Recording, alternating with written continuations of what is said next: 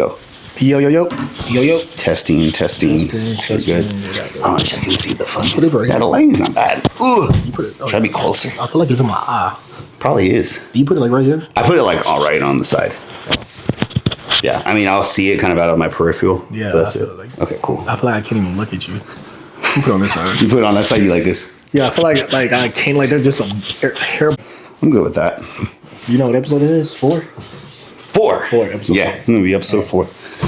It's fucking dirty Birkins, bro. All right, everybody. So we're on episode 4. Pretty simple topic today. Sorry. You and the candle. Pretty simple topic today. We're gonna talk about training and how it's changed over time and kind of like our opinion on it. Yes. We're not saying we're not saying that we're completely right. We're just giving our opinion on it. And if you may feel some type of way about what we're about to say or have a different opinion, if you do, always comment below. Q&A is always welcome. Well, the thing is too, though, is that what we have to realize is that you're a trainer.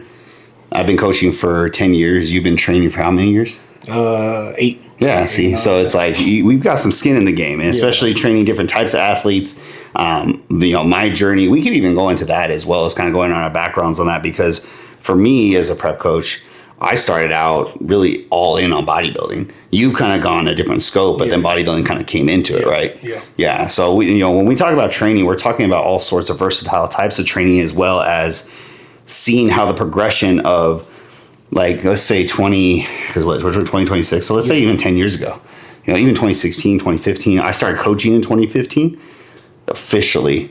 And so it's like how it's evolved, and how social media has played a role in that, how certain influences have kind of played a role in that as well. And also just training intensity. There's a lot to unpack there, but that's the biggest thing we want to talk about today is training and the differences of what we've kind of gone from in, let's say, even the last decade. Yeah. Well, when I first started training bodybuilding, we'll just start with the bodybuilding. Just training bodybuilding, it was more of like I had a guy teach me like 15 reps and nothing less. Oh, that's right. Yeah, I remember you telling me 15 reps this. and nothing less. Like, you got to get it done. And you almost did like warm up, right? And then your last set, like balls to wall. See what you got. Then we're going to drop set, right? And I loved it. It was intensity. It was hard. Like, you knew you got it done. But to me, I would say my training now, I've grown a lot more compared to then. So do you think that when you start, and this is kind of speaking on, because even when I started with the idea of actually doing the opposite, because I powerlifted. Yeah. And you powerlifted as well. I went a lot of like 3s, 6s, 8s maybe. Here and there we would do 10s. So when I went into the bodybuilding, I was always told 10 to 12 was ideal, but I never knew why. Yeah. So it's funny seeing that you went from like a 15 rep no matter what, 15, 20, because that's like a Branch Warren or like an intensity like method. Like a Jay Cutler type of thing. Yeah. And you just burn it out, whatever you got in the tank, right? And it was good. First, like, I think starting off with it was fine. Like, I grew and I was like, okay, I'm learning, right? But as I got more into it, it wasn't the same for me. Like, I was like, man, I'm hitting on these reps, but I don't feel like I'm getting anything out of it. Like, I'm catching up. I'm just catching a pump. Do you think you were growing, or do you think you're no? Okay. I think I was just like catching a pump, like feeling that fullness, right? But I wasn't really growing. Okay. Until I started more, getting heavier in these lifts, right? Because I went from training like an athlete through like how CrossFit. long? I was gonna say, how long did you start when you were like an athlete? Like, when did you start athletic training? When did you move to CrossFit bodybuilding, or like what was the progression? So growing up, it was always you were trained like an athlete. I jumped, I ran, cleans, anything like that, right? And then sprints, and then after college, I got into CrossFit. Okay, and that's when I learned how to like perfect those power cleans, hang cleans, squat cleans, hang snatch, squat snatch, whatever you want to call it. Did you go to college for like on a sponsorship or scholarship? So I went to Texas Lutheran University in Seguin. Shout out TLU, go Dogs. But yeah, I went there all academic because it was D3. D3 don't give out scholarships. Played all 4 years. Started as a freshman. I squatted 5. Bench around like 365 to 385 1 year.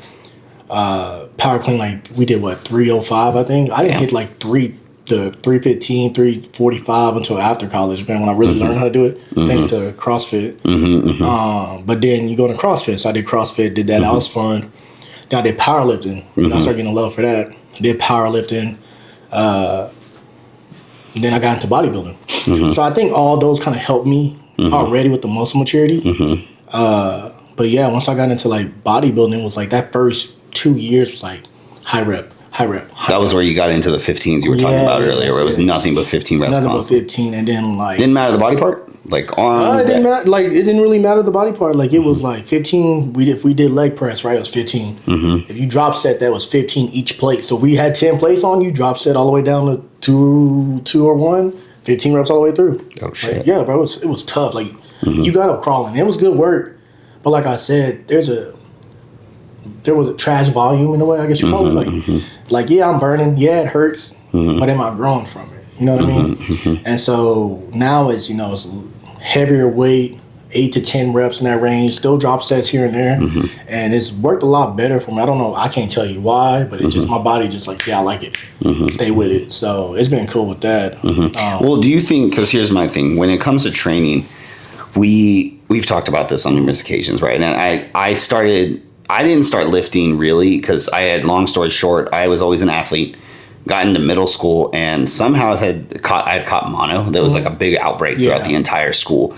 And they actually didn't tell anyone, blah, blah, blah, whatever, because we would go up to the high school track, and that's where everyone that was in the middle school guy. So from middle school, they actually told me, the doctors told me I couldn't work out at all because anytime my heart rate would go up, I would throw up. Yeah. And so when I got into weightlifting, it was because of the fact that powerlifting was the only thing I could do and sustain without like vomiting. Like I would get excited for even like the movies, dude. And I'd be like, oh, fuck. And then that was it. I remember going to even Fiesta, Texas. Anytime I was like nervous, that just, it was a whole thing. So bodybuilding or powerlifting was like, okay, I got 10 seconds under a bar. It's not that much. It is stress, but it's a different type. And then once I saw what bodybuilding could do, then I was really interested. And then I started bodybuilding kind of like tail end of like, let's say senior year. And then I competed right out of high school. But I was always told the 10 to 12s and things like that. And I, every once in a while I would do the 6 to 8s and stuff like that.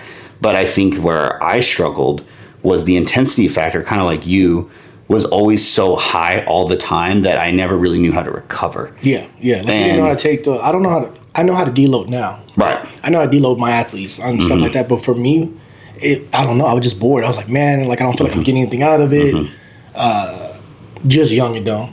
Knowing now, I'm like, dog, I need these days. Like I need these days to like pull back. The thing with that too, though, is like when we talk about deloads now, because a deload now is so different than what it used to be. Because now there's a lot of this overtraining, right? Like you can overtrain now, and it's like, I don't believe in it. I ain't gonna lie to you, I don't believe in it. No, you can't overtrain if you're recovering. If you're sleeping enough and eating enough, you should be able to recover, which means you should be able to train. Right. And that's where people tend to fuck things up. Well, what do you think about the reps in reserve type stuff that people talk about nowadays? It's like, I had 8, what's it called, 8 REP or something like that? Or the RIR. Well, why are you leaving reps in reserve in the first place? That's what I want. Like, I don't know. I'm not saying people train soft. I'm not gonna say that. Or they kind of train like a bunch of pansies. Bro. Yeah, like to me, it's like if you go to the gym, why you wasting your time if you're not giving it your all? Like, why 100%. Not go in there and be like, you know what? If I have 8 reps on the board, right? And it's like, man, 7, I want to be struggling because that's where the muscle growth happens. It could be somewhere between that 6 and 8 range, right? And you like, man, I had another 5 reps. What are we doing? Well, and then you stop there. Yeah, you stop. Right, so like, keep going. I think what happens is especially with this new idea of the RP, and I'm not going to necessarily call them out on this per se, but the RP strength movement and what they've been doing, I can agree with a lot of the science base.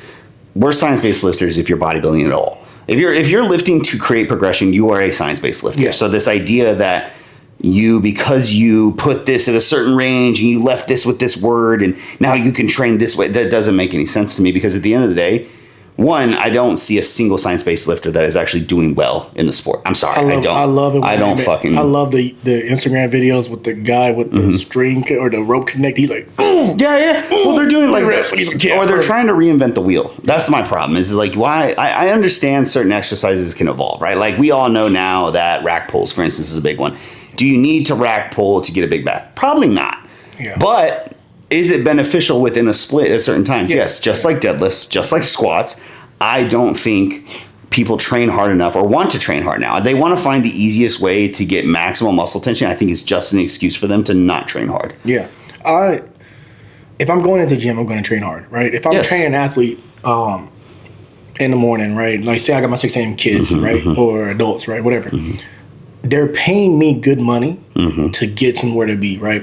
I'm not going to tell them, hey, you know, I want you to hit 8 reps and I want, you know, 3 reps in reserve, whatever it's called, right? No, I say, hey, look, we're hitting 8 reps. I want these heavy. 7, you should be shaking. If you're not shaking on 7, we got to go and weight. 100%. And they're like, okay, I got you, JP. And when they get there, they know, they're like, yeah, that's perfect. Like I exactly what you told me. It felt great. Hey, we're good. Let's keep rolling, right? And then why not train hard is to me is like. To my thing is, why not train hard? You're going in here and you're like, man, I'm going to go in here and do, you know, I'm going to have a reps reserve of 5 or 4. What are we talking about? For what? Why are we doing that? But that's the difference between nowadays and back then. The kids now are being told that they're going to overtrain if they do it this way. Like, let's talk about like the CSN, right? The central nervous system is a big talk now. Yeah. You're going to overload yourself. Or actually, you know what? Here's a good example. Have you ever seen the video of David Lade and C-Bum training? Is C-Bum's like, why'd you let it up? Yeah. You had more in you. He's like, well, we have all these other exercises. He was like, that's not how you fucking grow. That's not how you train. Because that's reality is your body doesn't grow where it's comfortable. It grows under stress. And I actually explained this to a client earlier because we're filming a little bit later than normal, guys. So we got done training clients. So we're doing this a little bit late because we got Easter, but I was just finishing up with a session and I had a gentleman ask me, he was like, why, his other trainer basically said that he would go, he showed me the back of the leg room and he goes, well, we would go to squat, we would do leg extension, we go leg curl, lunges, all in one giant set. He goes, well, why do you isolate now? And why do you do it this way? And then I kind of do the opposite. I'm like, I'll do leg curls, leg extensions, and then we'll do that. But we do them and we take each muscle to failure. He's like, why don't you do them all in one? I'm like, well, because you can't take the muscle to failure when your entire body is at failure. Yeah. Right? In real, I mean, you have to be scientific about it, but that doesn't mean that if I do a leg extension and I have 100 pounds on there and I go and I hit my 15 reps that's in the logbook, that if I had 18 in me, you should push that 18. Because that means that it was 1, too easy, and 2, that your progression is off. So when you have like, hey, we're going to do feeder sets, so remember we kind of talked about that, the feeder sets, warm-up set. Oh, yeah. I don't count. So say if I have 10, right, and I do 12, right, I don't count that set. I'm like, no, that's a warm-up to my warm-up in a way. Like, I'm like, I wasted time on that one. Let me go a little bit heavier, right? But I think that's why everybody needs a logbook. Yeah, well, like when I program clients now, I used to be like, okay, 4 sets of 12 or whatever. Yeah. But the thing is that what I didn't know at the time and what I know now is like, I'll usually put, let's say on squats, you're going to do a warm-up set, which to me is just basically loading and getting the body stimulated. You have your feeder sets, which are meant to feed up into the working sets. However many feeder sets you need to do to get where that weight is heavy for the amount of reps you're doing, that's how you know. So like you said, if you do 12 of a lat pull down, and all of a sudden you're like, man, I was supposed to do 10, but I did 12 and it was easy. Go up. That doesn't count. Yeah, I don't count it. I'd be like, you know what? That doesn't count. Let me do it again. I'll go up. And I make big jumps. I don't like making small jumps. Like people go like, oh, I'm going to put a 10 on.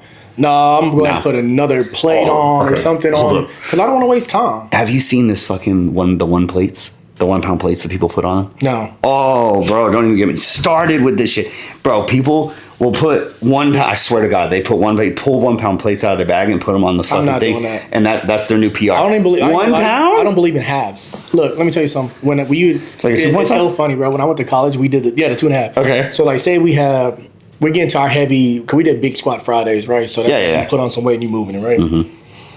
But almost 3 weeks out of us like maxing out, I would say, right? People start putting on halves. Coach be like, nah, either a 5 or a 10 or don't touch it. Because the halves are for max day, they're not for your training day. Oh, for real? They actually made that point. They made that point. We don't do halves. Fucking awesome. We don't do. I loved it. I love the way they thought. Well, it doesn't make sense. I mean, like you said, I understand like a max day because it's like, okay, I need to get it from 300 to 305. I'm not, obviously that doesn't add up. Right. But it's like, does that really matter when you're training? Train to make the jump. And then because the thing is, we always had spotters too. So it's like, hey, that's true. If we're doing squat and we're like, man, it's way heavier than I'm used to, the coaches or the guy you trust, but hey, I got you, don't worry about it. Right. That's a good thing, though. That's a good point to make, though, with spotters. So do you think, though, let's play devil's advocate here. Do you think that people are trying to reinvent the wheel as well because of the fact that a lot of people train more on themselves now? Because I don't see a lot of people getting trained. It's hard to get a training partner in general. Even with you and I, we'll train, but we train very like all over the place. Yeah, we had to text each other and be like, "Hey, let's train Thursday." Yeah, exactly. Make it a thing. Yeah. So it's really hard to get, especially if you're busy, like to get a consistent training partner. Do you think that's a big reason why they kind of push this so that way they can compare to the masses, or what do you? No, I think they're just trying to invent the wheel to make it simple. Like not simple. I think it's a marketing strategy, if I'm being honest. I mean, I can see that too. But like to me, it's like you're trying to get big without getting big. You're trying to get big without doing the hard work that comes with getting big. You know, it's funny. So you say that, and I was watching another podcast. You know me, I watch podcasts all the time. And there was a podcast where they brought on a specific doctor that was talking about how he was arguing the fact that whey protein would be more optimal in a prep, if not as optimal as like a chicken breast. Okay. So they were saying like how back in the day you used to eat, like you'd eat like no carbs and like the chicken and the veggies, a fish and veggie diet and shit like that, Kevin LeBron style and shit. And he's like, see, that's just stupid. Like you could just do a whey protein shake and it would do just the same thing. I'm like, I don't know. And this is just my opinion. I don't know anyone that has ever gotten shredded by doing just manufactured synthetic forms of protein ever. It to me, it just depends if it sits well with your stomach. But no, I'd rather, when you get to that point where it's just like that low carb thing, you want to like almost chew. Because I'll get to a point where I'm chewing ice. Like I like chewing ice. Like, but it's a sensation of me chewing. Yeah. I'm not gonna drink a protein shake. Well, if you tell me, hey, you can have protein shake, you have egg whites, I'm gonna cook the egg whites. Well, my thing is though, is like it's kind of like training. Yeah. People are trying to reinvent the wheel of training in the sense of like, okay, you don't have to do bent over rows. You can do a machine row like this and get a maximum squeeze. This will grow your lat better, blah, blah, blah. Just as the same with nutrition, they're saying, well, I can drink a protein shake and it's just as adequate to the metabolism as chicken breast, and I think that's bullshit. Go in more depth about that. Okay, well, I want to hear it. I've never really thought of it that way. Like, think of it this way. I've heard people say, like, man, I've been busy. Like, my last meal may be chicken. And I'm like, man, and like, I drink the shake instead, coach. Well, that's fine. Like, okay, I get it. I'm busy. I get it. But when you think about it over time, right? The whole point of protein powders is to be fast absorbing and to be able to get in your system. Realistically, your metabolism is I think of it like a fire. Yeah. I'm not going to throw something that is easier to burn off and expect your metabolism to work the same. Yeah, I got you. So does that make sense? Whereas like I can throw chicken, fish, which all have other properties, right? That they have different collagen spaces. They all have different amino acid profiles. Help with that. Right. And so especially when you're in a prep setting and trying to get as lean as possible, I'm trying to maximize as much burn as it is. And this might be total bro science, but in my opinion, if I was to take 200 grams of protein from just shakes, I think you're going to have more digestive issues because it's liquid. For sure. You're going to not have energy because of the fact that you can't, like if we're talking just protein, I'm not talking carbs and fats and other shit you can do, just protein sources. Whereas if I had a guy take 6 meals of straight chicken or cod or beef even and had them do that, they're going to get better results than the person on a synthetic form. Well, I've heard people say they take out the shakes 6 weeks out or so and replace with real food. 100%. Because I guess the other nutrition that came with it. I never asked that question. Yeah. Like, you just follow the plan. All right, I got you. I would assume that would be the reason why. And now there's different things like you can get into like beef having a little bit denser, fattier, salmon, stuff like that. And then you get into different things. But like, I don't agree with like somebody pulling foods away to try and like, I don't like the idea of like a fish and veggie diet unless it's absolutely necessary, depending on. Fish is tough, bro. Right. That fish is tough. But the reason you do fish in a diet setting is because you want to lessen the amount of collagen because fish has the least amount of collagen compared to poultry and compared to beef. Yeah. And when you're running, like if we're talking bodybuilding, if you're running certain anabolics, those are going to help with collagen production or the lack thereof. Yeah. So then that does play a role, the fat burning and whatever, the skin. But the thing is if I was to replace I don't think ever you should replace whole food with shakes. Now, convenience-wise, most of my clients, you included, shakes at night or right in the morning are ideal because they're convenient. Yeah. But in reality, as far as a metabolism boost, if we're talking in absolutes, there's no absolutes in bodybuilding. Yeah. So me saying that shake is the way to go is stupid, just as much as me saying, well, I don't know, because I can say that eating whole foods is completely an absolute. You have to eat whole foods. Yes, you need to eat whole foods. That is a thing. Yes, absolutely. No, you're right about that. But yeah, the shakes, you can live without, if that makes sense. Like it's not a huge I need this type of thing. Yeah. Right? Well, like back in the day, they used to tell us you had the anabolic window, the 15 minutes, where you had to get protein, otherwise you weren't going to fucking get big. Dude, I'd be chugging down protein. Yeah. I would too. I would keep it like in an ice box. Yeah. And I was like, I need to do it. But now I'm like, man, I get like, to me, I get done training, and I don't know how people do it. I'm still, like I told you. We talked about this last time, yeah. Dude, I can't do it. She's immediately when she's done. That's crazy, bro. I'll get home, walk around, change shirts, sit down and breathe. Okay, now I'm ready. But now though, I'm kind of almost like that. Like, it takes me a little bit to get home, about 20 minutes, 25. And when I get home, I'm like, okay, I'm ready to eat now. Well, this is my theory too, and this is I think I've told you this before. My theory as a coach, and I can't even remember most of the stuff that I have learned because I've learned from so many really good people. But I was always told that you should let your when you're training hard, your cortisol goes up. Yeah. People don't recognize that is a stress on the body, right? So your cortisol goes up. Hormones get a little unbalanced. They do. Your testosterone drops down. Like all these different things happen naturally from training. It takes about 15 minutes for your body to chill the fuck out. To relax. Yeah, because you're still up. Like, you're still up here. Yeah. I'm trying to remember to hold this close. Yeah. You're still up here, right? And you want to come down. And finally, when you do come down, that's when I'm like, okay, I'm okay to eat now. Yeah, yeah. But I feel like training hard is a stress, and you're up. Sometimes I'm up an hour. Right. So like, well, the thing is, remember, your digestive system is going to be is your second brain, right? So it's one of those things that if your digestive system isn't ready to take on another load like that, you've already put it through enough. Yeah. It's had to move food. It's had to do all this stuff. So 15 minutes later, now it's like, all right, I'm hungry. Yeah. I need to start doing something. Yeah. Well, then you can fill it in. Have you ever got hungry? Probably have. I don't know what's happened. But have you ever got hungry in the middle of a workout? Oh, absolutely. 100%. Like when you get low food, there's times I'm like wanting to get done so I can go eat. Like, absolutely. Oh yeah, that 3 week mark. I'm like, oh yeah.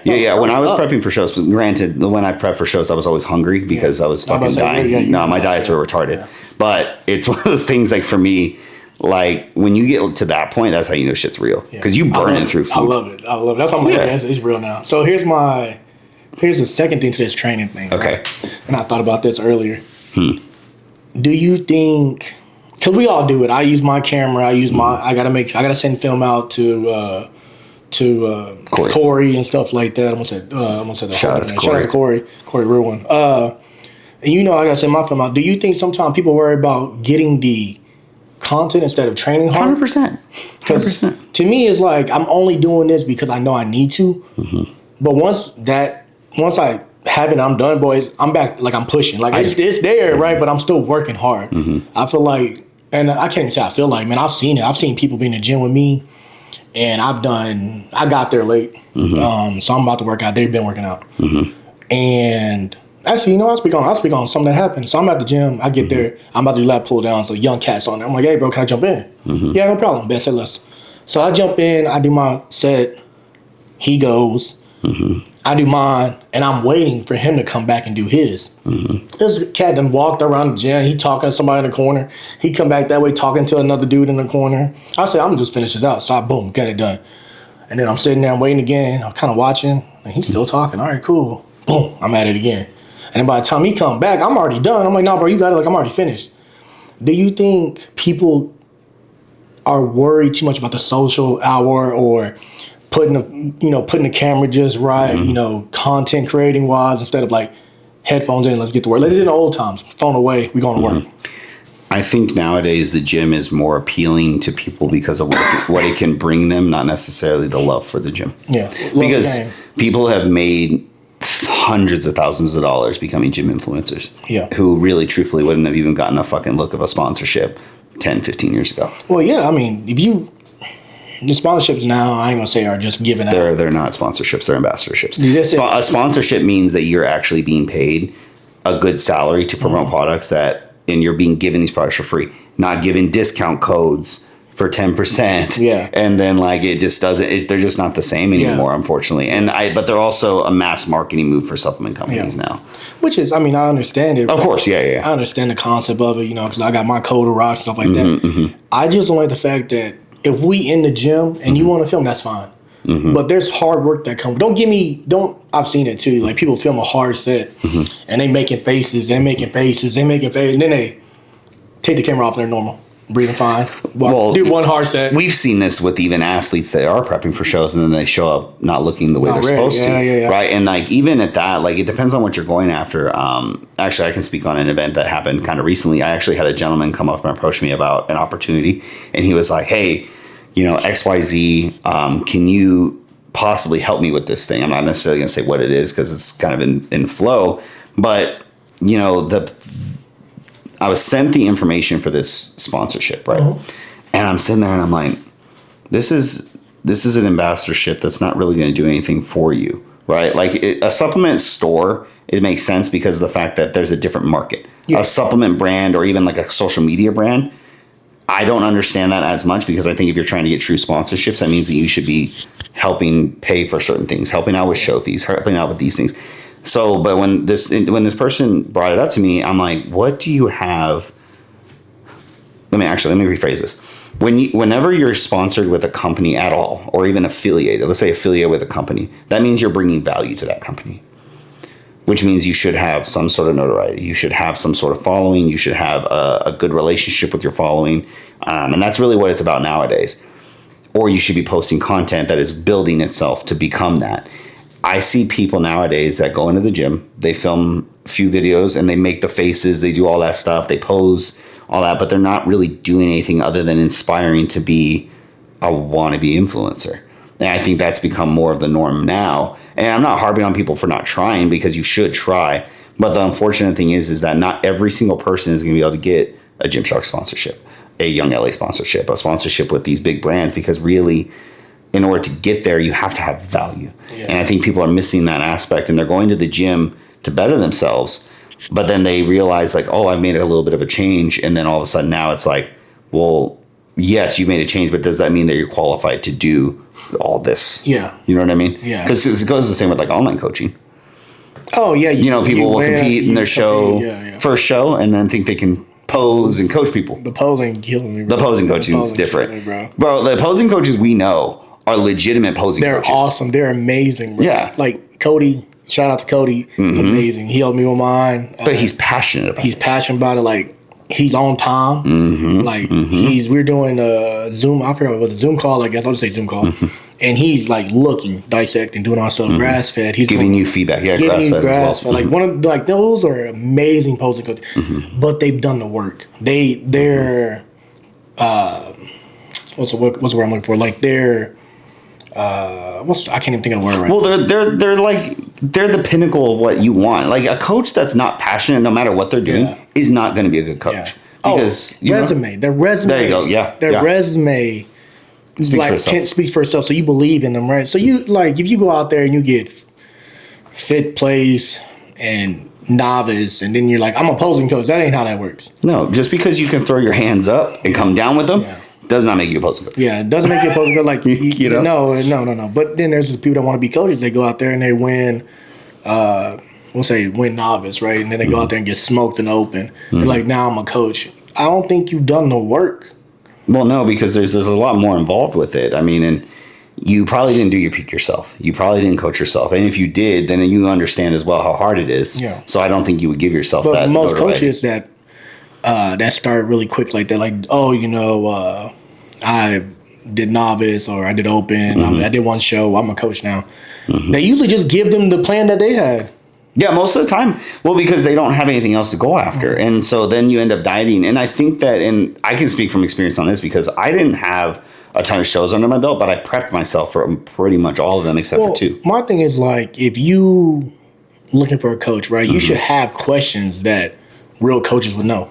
100%. If you have an anabolic question and they can tell you X, Y, and Z about it, what should it do? This is why we do it. We're going to probably run it here. If this don't work, we're going to have a back plan or a backup plan, and we're going to do this. Or even food. Like, this is where it's going to be. This is what the game plan is, C. Because you hear people talk, and you be like, you know what you're talking about. Okay, bet. Yeah, for sure. Then you have the ones that be like,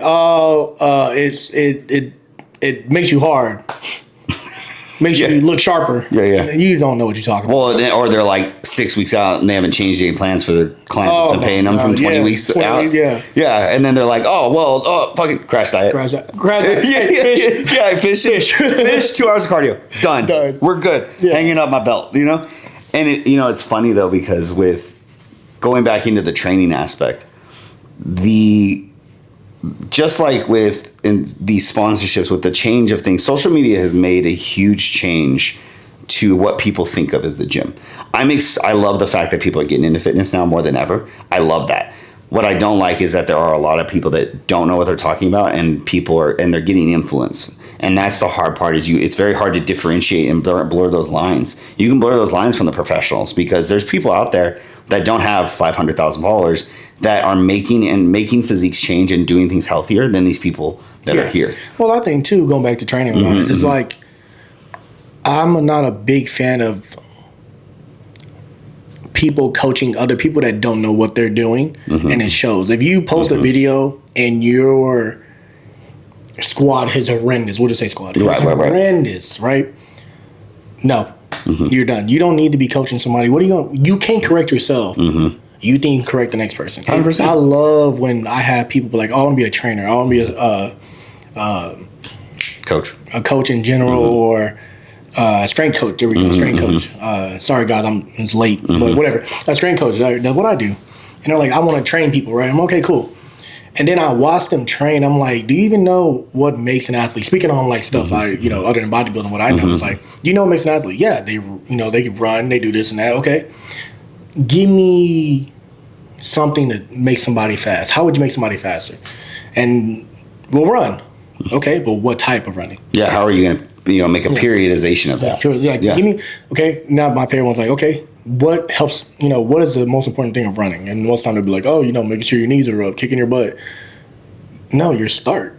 Nobody knows it, but your start is like if you watch anybody run 100, right? Of course, you gotta have a great finish. Yeah, okay. Of course, yeah. Yeah, perfect form. Yes, all that plays a part. But your start puts you past everybody. NFL players make a lot of money running to 40. Yeah, because if your start's amazing, you're gonna run a fast 40. 100%. Yeah. Well, it's kind of like, think of it like cars. Like, people don't recognize the fact that, like, you take two cars in a drag strip, it's not always the one that's faster that wins. It's the one that gets off the line fastest. Exactly. That's what it is. And then, so like, speaking, athletic training wise, it's like, okay, how are you gonna do that? What can you do to make their start fast? Oh, I don't know.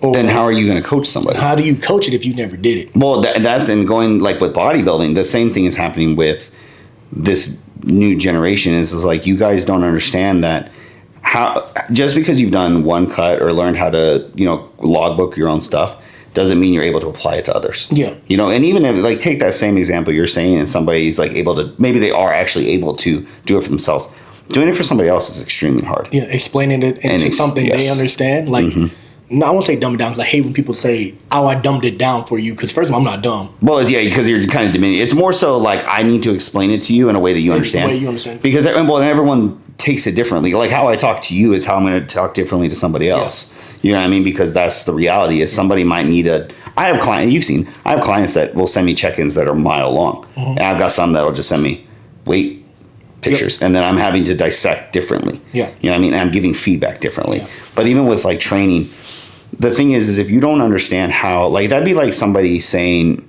let's take a 10 for 10, like on a squat or a bench, 10 sets of 10.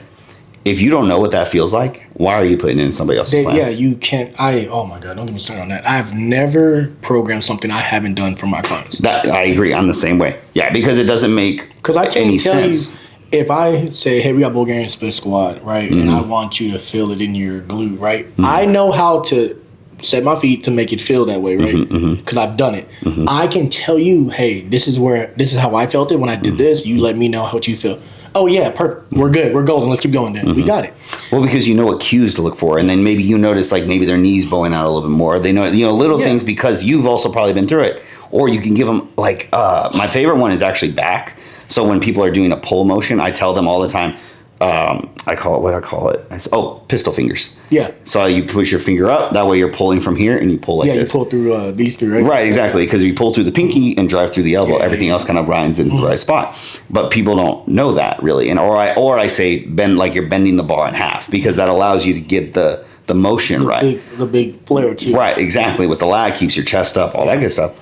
Those simple cues, I wouldn't know if I actually did it myself. Right. I could probably just be doing a pull down like this, or doing this. I've seen it. Yeah, it happens.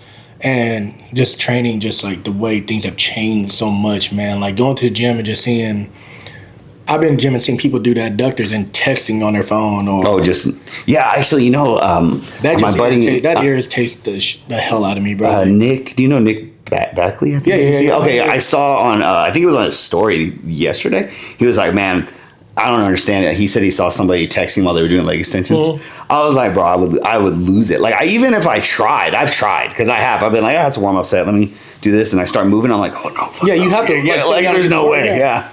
I just think a lot of people train soft now. And it's just like you go in the gym and just tell everybody, I go to the gym. It's not like you go there to actually get better. You just be like, I go to the gym.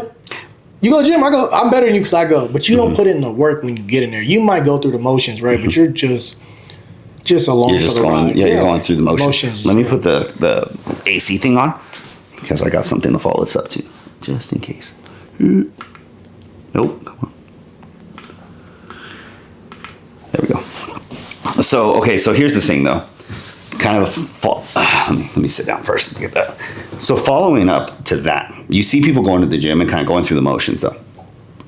Do you think though, kind of going back to like the sponsorship deal and all that, do you think that people come into the gym and go through the motions because of the fact that they don't know how to train? Or do you think they go in there because they don't really want to be there to train? Majority. Yeah. Because we're athletes. We can speak on this because we've bodybuilded, we've done sports, we do all this. But taking the normal person, do you think that they come in because they don't know? Or do you think it's just because of the fact that they just need to get it done? Because I do know people personally that both. I say sometimes it may just be like you don't know what you're doing, and you're kind of you're starting out, right? So you don't know how intensity training is supposed to be or anything like that, right? Until you kind of watch people around you, like, oh, it's whatever. And then also like you just got to get it done sometimes. But I will say this, and this kind of just clicked in my head. It's like, and I think somebody made a post about it too. I remember that. You don't know how to train like a dog until you train with a dog. That's true. That is a big part because who you're influenced by makes a big difference. Yeah. Well, that's why you'll see trainers that feel they're training hard and they're making the faces like you were talking about. And then you put them in something, and all of a sudden they're bodied. It's different when you train with somebody that really gets down and digs and. Hey man, I know we doing 8, bro. I know you did 5 plays here, and you felt hard. No, we're gonna do 5 and 25. Don't worry, I'm right here with you. That's different than by yourself. Like, oh, I'm just gonna do 5 because you have nobody there to keep pushing you, right? But that's the difference between training with a dog and training just to kind of get to your limitations. So what now? How does somebody? So let's take somebody that just comes in the gym. They want to be better. They see all the videos. They see all the stuff because we're gonna see that. If you look up fitness, I could do it right now over here, and I'm gonna get all this motivational shit, all of it. I swear to God, it's all like period, like whatever. How do you get there, right? I think that's the biggest question people. And I mean, we're trainers. People want to know how do we get to that point of becoming a dog, right, or being able to actually push ourselves past our limits because we don't know. But somebody who has come into the gym, whether it's to just to overall health, or they have had a bad doctor visit, or they had something that popped up, and they're like, I want to do this. How do you get there? What do you think is the best advice as a trainer, even as a gym person, to be able to say, you know what, this is how you get here? What's your best advice for that? Consistency. Just keep doing it, bro. Like I think over time you learn how to train right. I feel like you learn how to dig deep, how to push past. Oh, I'm supposed to do. Only had 10. But I did 11 because I had to do one more, right? I feel like you learn that as you go, the more you really buy into your journey in fitness, whatever that means, or your health, stuff That's like fair. that. For me, I didn't know how to train bodybuilding for a long time, right? And then I never had a trainer really, and I was like, okay, I know how to train. I work out with people. I kind of get ideas, right? Like, oh, I like this. I didn't like this, like and then you kind of make it your own, and you're like, man, I gotta. Almost in a way of like you learn and you kind of take, apply it to yourself, change it how you like it, right, and go from there. And I don't know, man. One day I just told myself, man, I gotta go in the black hole. Black hole. I used to tell myself black hole, where I have nothing left to give, and I'm like, I got 2 more somewhere. What gets you there? And this is funny. So when I trained with Casey, he asked me this question. I answered it horribly, but I want to ask you the same question. When you're in those hard spaces that you're talking about, because every one of us gets there, and you're in a hard set, what do you think of to get you through it? Because my answer was hilarious, but I'm going to say it better this time. Man, to me, it's losing. I don't like losing. I'm not a loser, bro. I'm a terrible loser. So go into that. So when you're like, so you're knee deep in a hack squat. So you're like, I'm not trying to lose, or what do you think? I'm not trying to lose. If I say I got 10, or say it's 8, right? And I know I'm only gonna be able to hit 8. I'm not stopping until I get 8. That's it. I'm not giving none less than, if I got 8 reps and it's supposed to be 8 reps hard, you gonna get 8 reps. And it's gonna be hard 8 reps. I'm gonna dig it out. Is there an emotion that comes with that? Do you get angry? Do you? It's more. It's funny to talk about. I guess. No, I know. I'm just curious because I had the same reaction. I kind of like not growl, but like I turn, like I said, I kind of like, all right, let's go. Like, come on, like you got to get it right now. Well, it's kind of like an instinctual thing. I get in a mode, like I get it, like I lock in a way, and I get in this mode, and it's just like I'm gonna get it done. I don't care what it is. I got to get it done. You kind of drive this emotion of, I wouldn't say anger, because it's such a. It's not anger because you're not mad, but you're it's like just testosterone filled like goodness. Yeah. Truthfully, that's the only way I can think of, because when you're deep, like you said, you're like, I'm gonna get 8. Yeah. And you get to like 5, that last 5, and you're like, oh, I got 3 more. You just fucking like, all right. You get this sense of adrenaline and anger and fuel. That's just like the most positive way to put it, though, because you're not angry like something pissed you off. You're angry like, oh, I'm gonna get this. I gotta get it. Yeah. You know. And when I'm in that mode, and I'm in the black hole. I call it black hole. When I'm in that black hole, boy, I gotta get out. I ain't gonna stay in that black hole forever. I gotta get it out, right? And I feel like me finishing it out, that's 8 reps, 10 reps, whatever they're supposed to be, is me getting out that hole. Has it always been that way? When you first started training, when you've been going through stuff? No, It used to be catch a pump, look pretty. Oh, I can't wait. I can't wait to pose after this. That's awesome. I want to look good after this. But no, now it's like, bro, I'm digging, right? And that's the thing. Like, I always think, like, if you can't get 8 reps, you're a loser, right? One of my clients told me this. I hope I say it right. You show me. Well, how does he say it, bro? Something about like I'm a terrible loser, right? He said, you show me something, I'm a bad loser, and I'll show you somebody that's a good. Whatever. I'll ask him Monday or Tuesday about it. Monday, I'll ask him Monday about it, and then we'll come back and I'll talk about it. But I'm a terrible loser. I hate losing. I'll still talk shit. I can lose and I'll still talk shit. When I played flag, I'd lose and still tell everybody they suck. I didn't care. Like when I played college football, same way. Like, have you always been that way? I didn't get like that till I got to college, bro. And that's fair. That makes a lot of sense. And you playing with dogs. I'm playing with people from Houston, and they talking cash money shit, bro. Yeah. And like I said, I started as a freshman, so I already got the chip on my shoulder and stuff like that. And when I was you had to prove yourself, kind of, right? Like, yeah, because they was like, you don't belong up here with us. Like, you don't belong starting. Shit. Like, cause I started the second day. Like, we got there the first day. We had practice. By the next day, I was running with the ones. So I was starting as a freshman. Everybody was like, I want to go against the freshmen. I was cooking people, right? And everybody wanted to go against me. I didn't want to lose. I was like, y'all all betting on me that I'm not supposed to be here. Let me show you why I'm here. That makes a lot of sense. Yeah. That makes sense in how it's translated. Yeah, that's awesome. how it just been. It's like, okay, you got to be a dog about this. So like, it went transfer from the field to the off-season weight room, team captain, stuff like that. You just don't want to lose. I didn't want my team to lose. I didn't want to lose football games. I didn't want to lose off-season games. I didn't want to be. We had this thing called Big Dog or something like Wild Dog, something like that, right? And the top one is like Alpha Dog, right? I was like, I'm gonna be an Alpha as a freshman. I was like Alpha as a freshman, sophomore, and a junior. I didn't want to be nothing less than the best. That makes a lot of sense. I guess it's kind of like we talked about last time, like competing wise, like you want to be the best. When I go work out, I'm working out to be the best. Right, so that means I got to dig deep. That means I got to go in that black hole, and I got to, You almost invite it. Yeah, you got to talk to. I always say people laugh when I tell them. I was like, hey, we're gonna work out today. Go and talk to God. Well, because you laugh because you're like, and I told you that, hey man, we're gonna talk to God today. I want you to feel so uncomfortable that you're like, God, get me through this. Like spiritually, you're like, I'm good. I'm good. You should get like that's how hard this workout should be. And I feel that when you finish it, you're like, okay, I did it. But not a lot of people can do that. That's why training today is changed. It's different for everybody, right? Yeah. We talk about it. People come in there and they 3 sets of 10, call it a day, right? They come in 2 sets of 5 or whatever, get out, right? They're on their phone, text, and they set up the camera everywhere, right? And that's cool. Like I'm always okay with people filming. I love it. I want you to film. Of course, yeah. Like I want you to post your. But you need to keep the same intensity. But yeah, if you going post a video, you repping out weight and you're screaming and yelling. If you got 4 sets, I better see that in every set. 100%. I hate that. The first set should always look like the last set. Always. Like, you should want to dig out all these reps, all these sets, right? And I've seen people, Mount Olympus, bro.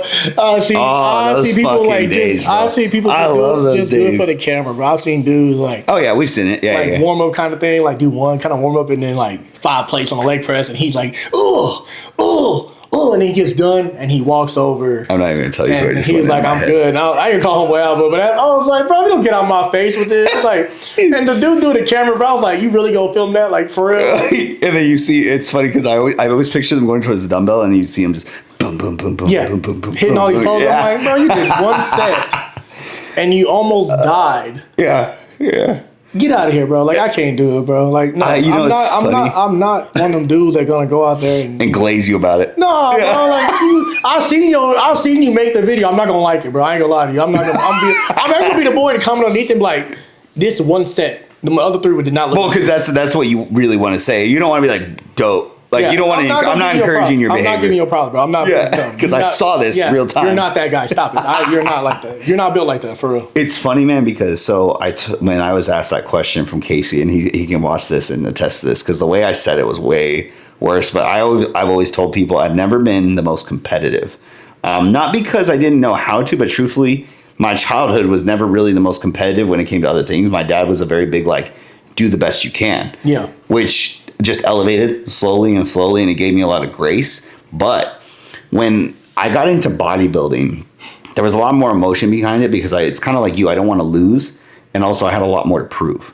So for me, and this kind of goes into my personal journey as a person as well, though, because bodybuilding really molded me when I was younger.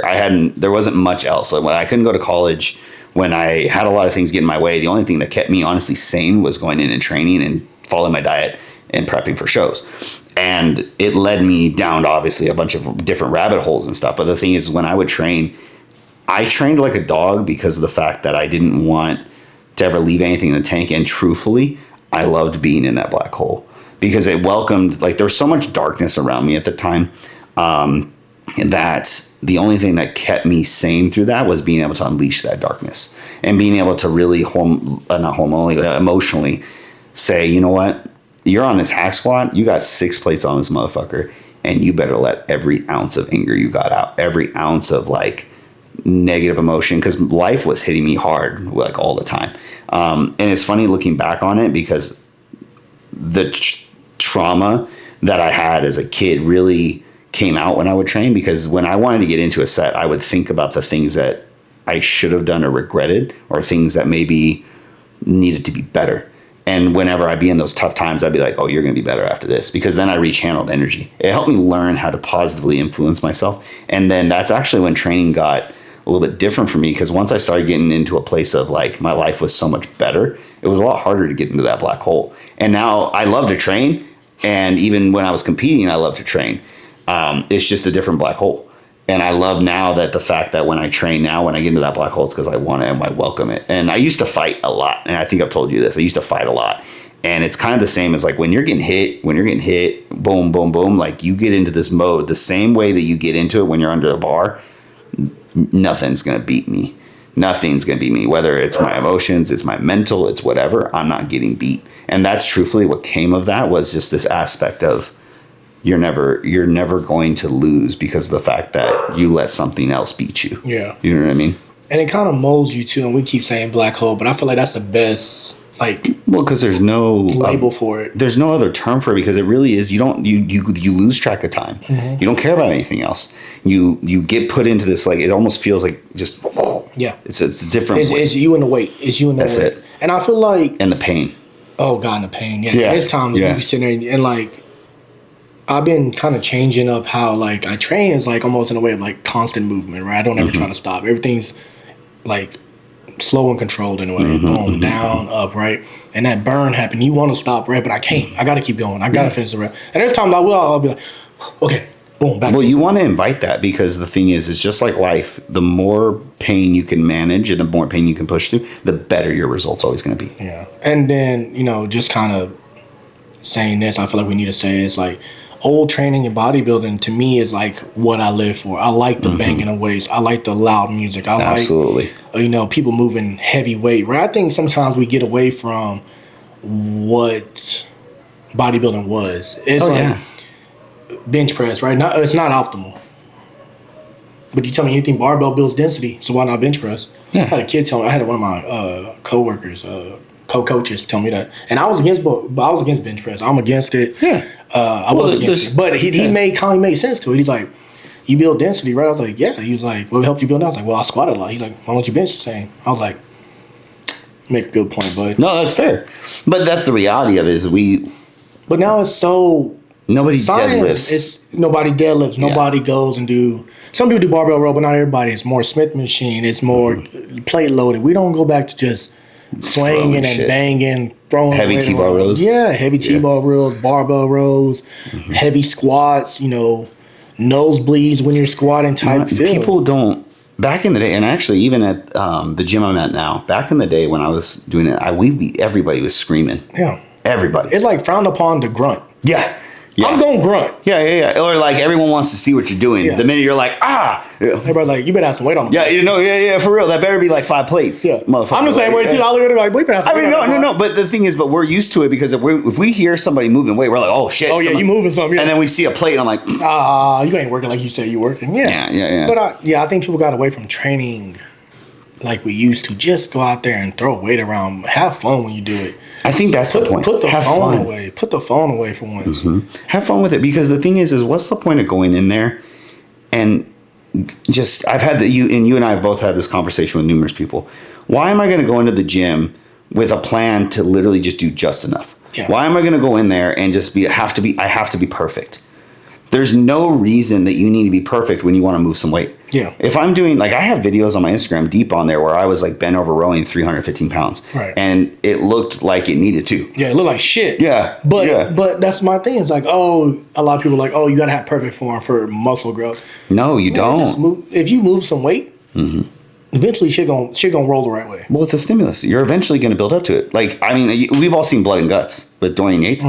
He's bent over rowing 4 plates, and maybe it's not going down to his ankles and coming back up, but he's fucking moving, and you're like, oh shit. Yeah. And he had the best back in bodybuilding. And I do believe in full range of motion. Don't get me wrong. I do believe in full range of motion. This and that, blase. Sure. Fucking. No, I'm just kidding. Blase.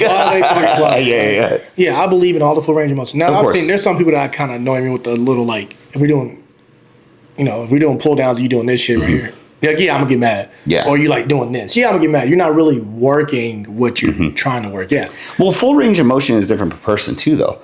You know what I mean? If you have certain injuries or things like that. Yeah, then you can't, like, there's some people that can't do, can't touch their chest with a bench press because the way their shoulder, they may have a rotator cuff tear or injury or old. Or even like squat ankle mobility. Ankle mobility, stuff like that, knee injuries. Like I have, we have a couple of clients that can't squat ass to grass because they're a little bit older and their knees hurt. So I'm not gonna. You're an everyday stay-at-home mom. I'm not gonna make you squat ass to grass if your knee hurts, right? Like, hey, I'm gonna put a ball right here. Just let the ball come back up. Fine. As long as you close to about 90, I'm good, right? Now, my school kids, we're going ass to grass, bud. Whether you like it or not, I'm gonna teach you how to squat ass to grass. Like, that's how it needs to be. And I love when they be like, my coach said I don't have to. Well, you're coaching high school, that's fine. But when you with me, we're going to ask the grass. I want to say something else, but I'm not going to say that. Yeah, well, yeah. When you with me, we're going to ask the grass. Yeah. And we're going to be fine, kid. But having proper form is different also than this idea of having to overwork or to over complicate something. Yeah. Like people who are like, let's take a bicep curl. Leaning over something completely to make your hands stretch this far so that you're only like an incline working the biceps. I understand it. I don't agree with it. Yeah, because I see what you're talking about. You're isolating the muscle. Let's take we're taking the chest out to only isolate this. But are we really always only isolating? No. Because everything moves together. Yeah. And I just think it's just too much. Like, it's simple with me just curling. Like, hey, man, let's do the simple to get the same benefit or the better benefits. Like, do something simple. Let's just curl the weight. Let's put the 50s. Like, what do you curl? 45? Okay, hey, grab the 50s. Well, even, actually, there was I forgot where I saw this. There was a point that because I was trying to get content ideas, and this guy made a point of, if kind of going to our same topic of the old school bodybuilders, why they could curl a 80-pound dumbbell and the guys now don't want to go above 20, right? 30, whatever. Progressive overload is truthfully the muscle builder regardless. Mm-hmm. So if a guy takes a 50-pound dumbbell and curls it, and then he goes up and he gets a 60, then he goes up 70, 80, all of a sudden he's there, is the same progression and probably a better stimulus because of the load than it is if I'm taking a 20 and I'm just squeezing and coming down and stretch and squeezing. And then that progression may look different day to day. Yeah. You know what I mean? Yeah. And so at the end of the day, it's kind of like, hey, man, you only want to curl 20s, that's fine. I'm going to curl these 50s and these 60s, right? Mm-hmm. You know, and that's it. And let's see what happens on stage. Let's see what happens. Like, yeah, exactly. We'll see what happens on stage. You know, maybe if it works that way and you got bigger biceps, maybe I'll throw that in. Okay, hey, man, I see where it worked. Let me throw that into my bag and see what happens with it, right? But I just think nowadays, man, people go into the gym and they're just not locked in. They're not ready for it. I just like we kind of talked about and kind of to finish up here is like I just feel that people are trying too hard to become the next big thing. And people, like you said, I mean, we all understand, like we do the podcast, we film, we do these things. But the thing is when you're putting out genuine content, like when we filmed multiple times. Mm-hmm. I want that guy to film us getting everything we're doing. Everything. Because we don't play. The thing is, like, people film and they be like, oh, we're just going to catch this and this. No. We just say, hey, man, you going to follow us and we're just going to work. We're going to do it. And we do it all the time. It ain't like, oh, we're going to train one hard time because somebody got to. No, it's like that every time we train. Absolutely. It should be. And I think that too many people are focused on the camera because of the benefit of it versus, like you said, I truthfully don't think nowadays we'll ever get away from the cell phones in the gym anymore, obviously. No, because you can make money off it now. So well, and it's a good business thing. It's just the reality of the situation is that this is our life now. Yeah. Screen times and things are real. Yeah. So people are going to be on their phones. I'm not even necessarily against that. What I am against is somebody faking what they're trying to get. Like, how many people do we know that have hundreds of thousands of followers that come to you and I to get training or get tips because they don't really hey, can I work out with you? Yes. Oh, you want to train with dogs now? Yeah. But it's because they don't know. But they're getting the sponsorships. They're getting those things. And it's not a matter of like, they just want the following and the benefit. And I just don't think that people really understand that it's not really that hard. You just need to train hard. Yeah, just train hard. Don't overcomplicate it. Don't overcomplicate it. You're like, oh, I need to save reps. Why are you saving reps for? You know what? Say those reps. When you get 7, 8, get 6. Well, it's like saying, okay, well, back in the day, it used to be, you take that rest day, bro. Yeah. I'm not going to. to. Yeah. I trained 7 days a week for a long time in my bodybuilding career. Sure. Yeah. I loved it. It's hard for me to take rest days now. Yeah, I know. I have to make your ass do it. Now, so I'm like, that's fair. Yeah, that's fair. Yeah, now you're like, hey, take the rest. I'm like, yeah, I was already going to, you're good. But, there's some days I'm like, man, I'm going to take a rest day, but man, I feel good. Let me keep going. So, of course, 100%. Okay, I'm going to keep going. I'll take a rest day some other day. But I don't think you should have reps in reserve. I'll stick with that. I'll down the hill about that. I think you should train hard. I think you should. No, I agree with that wholeheartedly. Hard enough where you're like, oh yeah, all 8 of those were terrible. Love it. Do it again. Yeah. Well, the thing is like, why am I leaving reps in reserve? Why am I training? I personally don't think it's fun to train with a limit. No, there's no point why would I waste my time? Yeah, I'd rather go in there and then realize my limit than go in there with a limit already. Like if I'm midway through a hard set and I go, oh shit, I'm not going to get 8. Yeah, but then I'm like, that's what I love. That's for like my son. Like, I don't know if I'm gonna get 8. I'm right where I need to be. Yeah. Rather than right before the door. All right, I'm going in. I'm going to do bent over rows. I'm only going to 6. Yeah. No. Like I have a set amount of numbers, but I love that Corey puts like failure 8 reps, failure reps. So they're not like 8 reps till failure or 8 reps to failure. It's not like, hey, just failure. It's like, hey, you want to hit these reps. 8 of them, and I want them to suck the entire time. Hey, you got it, big dog, and I love it. That's good. But that's the reality of that. And that's why somebody like that is going to be a good trainer. That's why somebody like us and with the clientele he has, that's also how you're going to teach somebody without being there how to do that. You know what I mean? You're like, okay, I got to do 8 reps now. I got to suck. Yeah, perfect. Okay, I can do that because you find out. Okay, this weight sucks all the way through. Okay, absolutely. This is great. I gotta say one more thing. I was gonna try. What was I gonna say? It was something about training. I know it's about training. What I was gonna say? Hold up, it's gonna come to me here in a second. It's come for a second. Hold up. Where's it at? It's something about somebody training with people.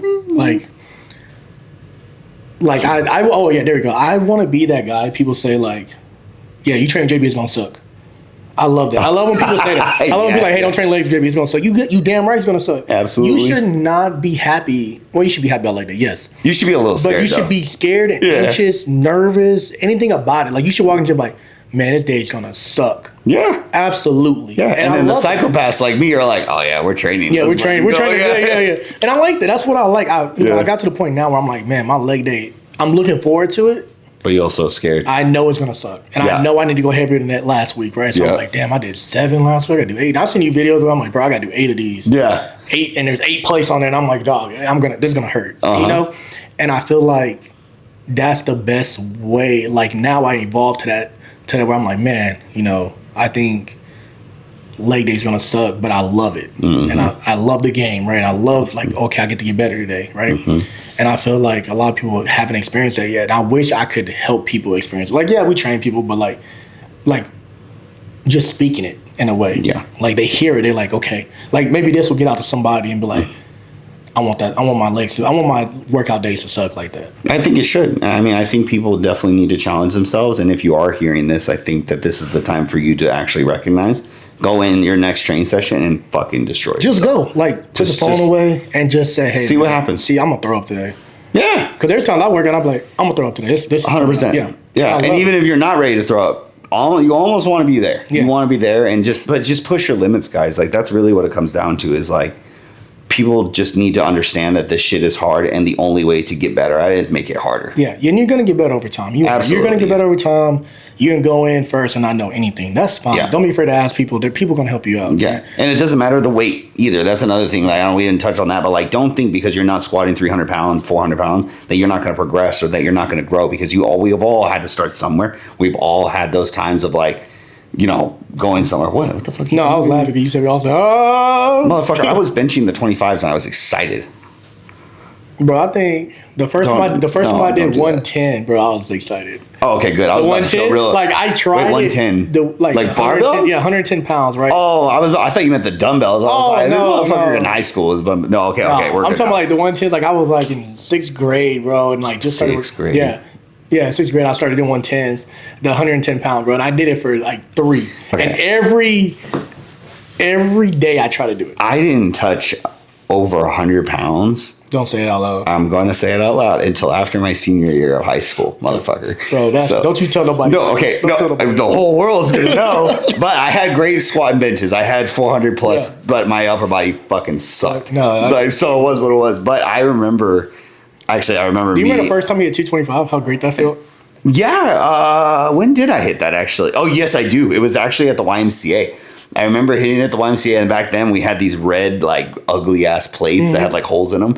And I remember unracking it, and it was like a track, and I just remember unracking it and going, oh, shit. And I bring it down, and I was like, whoa, yeah. Then you pick it up and be like, wow, this feels light. And oh, yeah, I'm going to get it. Yeah. That's something that's funny. I've seen some of the kids at the gym now hitting those PRs now, and I'm like, wow, that's fucking awesome. Yeah, like, I love it. I love when kids are like, Coach, I've never hit a plate before, and they blow it up. I'm like, yeah. I was like, I remember those days. Absolutely, yeah. Now it's like we warm up. We're like, all right, cool, let's go. Like, I make fun of my kids sometimes about, like, the weight they use. Like, you ain't doing a plate yet? No, I ain't doing a plate. I was like, man, I was doing a plate when I started 7th grade. They're like, really, Coach? I'm like, yeah. And they're like, I'm going to get there one day. And then they finally do. And it's amazing, bro. I'd be so happy for them. That's so funny. Just like the 135 bench, the 225 bench, 225 squat is a big thing. Hang cleaning a plate. Like, they love that, bro. And I love to see it when they smile big. So, but they got to train hard. That's what I tell them. We don't go in there playing around. If we're going to work, we're going to work. Yeah, but that's how you create progression. Yeah. Yep. Well, that's it. Yeah. Episode 4. Right? Yeah, episode 4. Train hard. Stop training like a pussy.